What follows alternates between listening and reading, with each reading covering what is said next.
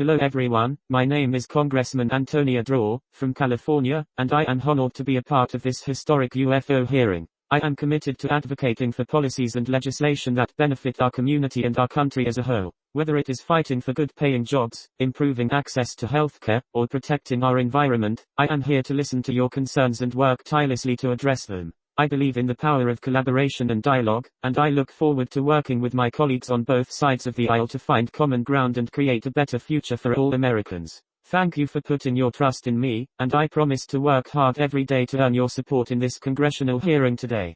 Hello everyone. My name is Rochelle Kamik and I am honored to serve as the questioner of this hearing. As your representative, it is my duty to advocate for your interests and ensure that your voice is heard in Washington. I am committed to working diligently alongside my colleagues to achieve these goals and make meaningful progress for our community. I encourage you to reach out to me with any concerns or issues you may have, as I am here to serve and represent you to the best of my abilities. We have Mrs. Daisy Ellis, Rolando Rodriguez, and Abigail Blake joining us under oath. Thank you everyone who is here today. We will hear the following statements from each of them, then ask a series of questions. Let's start with you, Ms. Daisy. When did you report being captured by the UFO and when did the extraterrestrials take you into their ship? As I was driving down the empty road late at night, I couldn't help but feel a little uneasy, when suddenly, I noticed a bright light in my rearview mirror, getting closer and closer. In a panic, I tried to speed up but it was too late. Suddenly, my car went completely dark, and I could feel myself being lifted up out of my seat. My heart raced as I was lifted higher and higher, into the sky. I could feel the wind rushing past me as I was being taken farther and farther from Earth. Before I knew it, I was inside a strange metal room. I looked around and saw strange beings all around me. They were unlike anything I had ever seen before, with large heads and big, black eyes. I could feel their eyes studying me, and their hands probing and testing me. I was terrified and couldn't move as they took samples of me and ran strange tests. I tried to scream, but my voice was silenced by their technology. I felt like I was in a dream, but it was all too real. After what felt like hours, they finally released me. They put me back in my car,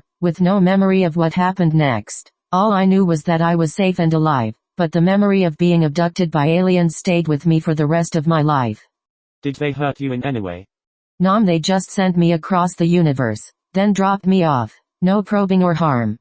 Okay, thank you, Daisy. I yield my time to Representative Rochelle Kamik, where she'll ask the next question to the next witness. Ms. Blake, I've seen reports that you've had a close encounter with a UFO. As a member of the Congressional Committee on Science, Space, and Technology, I think it's important that we explore these types of sightings. Can you give us a brief overview of what you witnessed? Yes, Congressman, I did have a sighting a few years ago. I was driving home from work late at night when I saw a bright light in the sky. At first, I thought it was a plane, but it was moving in ways that planes don't typically move. It would hover and then shoot off in another direction. It was definitely unlike anything I had ever seen before. And did you file a report about this sighting? No, I didn't. I wasn't sure who to report it to or if it would be taken seriously. But I do think it's important that we investigate these sightings further. Who knows what implications these objects could have on humanity or technological advancement. I completely agree, Ms. Blake. Thank you for testifying today and sharing your experience with us. I hand it over back to Congressman Draw, where he will ask the last question to the last witness and then we'll wrap up this hearing. Hi there, Mr. Rodriguez. I have a question for you. Can you tell us when the aliens visited you and if they did anything to you, harm or worse?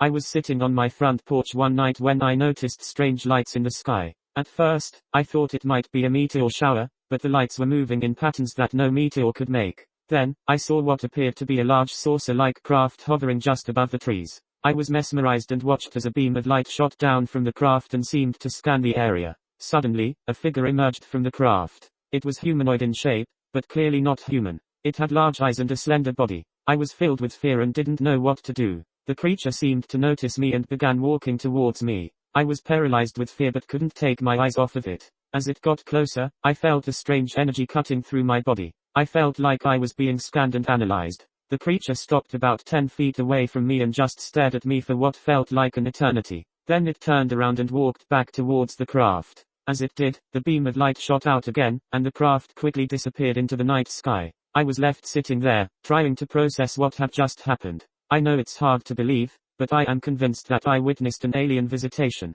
Now for our closing remarks. Many people from different parts of the world have reported seeing UFOs, and their descriptions of the objects are eerily similar. This indicates that there may be something out there that is unexplainable with our current knowledge. There are countless reports of pilots, astronauts, and military personnel who have witnessed UFOs that cannot be explained as natural phenomena or man-made technology. These credible witnesses should be taken seriously. With the advancements in technology, it is becoming increasingly difficult to dismiss UFO sightings as hoaxes or figments of imagination. There have been numerous cases of UFOs being caught on camera, radar, and other tracking devices, which provide tangible evidence of their existence. The universe is infinite, and it is difficult to fathom that humans are the only intelligent life forms in existence. It is entirely plausible that extraterrestrial beings could exist and be capable of interstellar travel. In conclusion, while there may not be definitive proof of the existence of UFOs, there is certainly enough evidence to suggest that they are a possibility. It is up to individuals to decide for themselves what they believe based on the available information. Thank you, witnesses and members of Congress, for letting us do this historic hearing. Congress out.